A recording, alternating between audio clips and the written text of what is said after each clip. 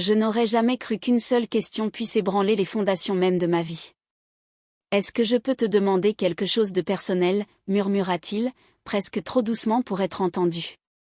Sa voix n'était pas craintive, elle était lourde, comme s'il portait plus que de la simple curiosité.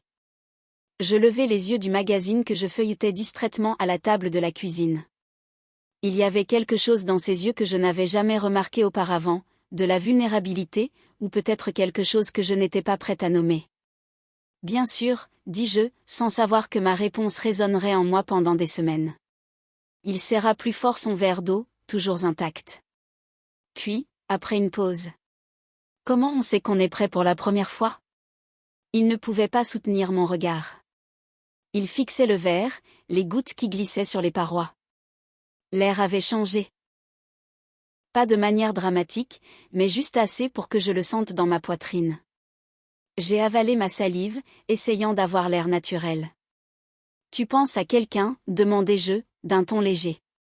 Il haussa les épaules, mais la rougeur de ses joues parlait pour lui.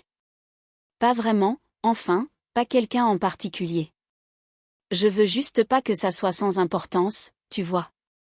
J'ai hoché la tête, incertaine de la profondeur qu'il voulait donner à la conversation ou de ce que je pouvais me permettre de ressentir. C'est différent pour chacun, dis-je prudemment.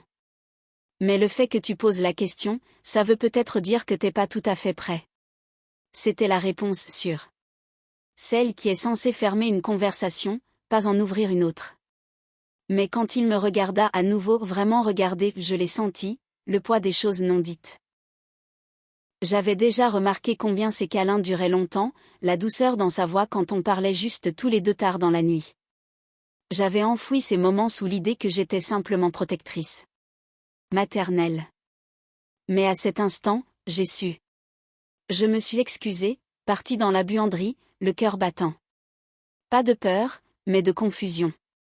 Parce que ce qui m'a le plus bouleversée, ce n'est pas que je me sois sentie dérangée, c'est que je me sois sentie vue. Et ça m'a terrifiée. Cette nuit-là, je n'ai pas dormi. Ses mots, son ton, la confiance qu'il avait placée en moi, il résonnait. Il avait vu quelque chose en moi que je n'étais pas prête à affronter. Il n'était pas mon fils. Pas biologiquement. C'était le fils de mon mari, d'un mariage précédent. Il vivait avec nous depuis presque 2 ans. Avec le temps, nous étions devenus proches. Facilement. Naturellement. Je suis devenue un refuge, un espace sûr, quand son père était émotionnellement absent. Ce qui avait commencé comme des conversations banales sur les devoirs ou les amis était devenu plus profond, la musique, les livres, le bruit assourdissant du monde. Je me surprenais à attendre ces moments. Pas comme un